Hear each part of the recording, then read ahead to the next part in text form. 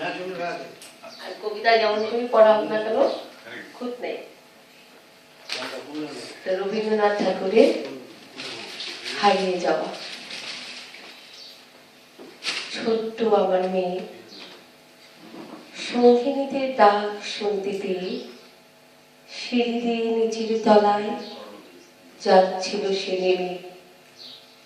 অন্ধকারে ভয়ে ভয়ে থেমে থেমে হাতে ছিল প্রদীপ খানি, আঁচল দিয়ে আড়াল করে চলছিল সাবধানে।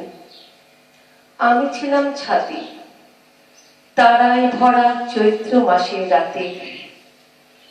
হঠাৎ মেয়ের কান্না শুনে উঠে দেখতে গেলেন ছুটে। সিঁড়ির মধ্যে যেতে যেতে প্রদীপটা তার নেভে গেছে বাতাসেতে।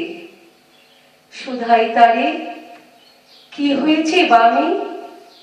সে কেঁদে কয় নিচে থেকে, হারিয়ে গেছি আমি।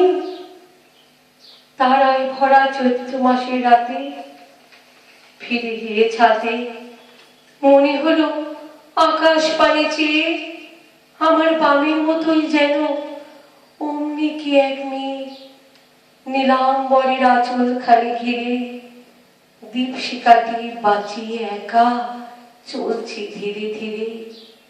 নিত্য যদি আলো যদি হঠাৎ যেত থামি, আকাশ ভরে উঠত কেঁদে, হারিয়ে গেছি আমি।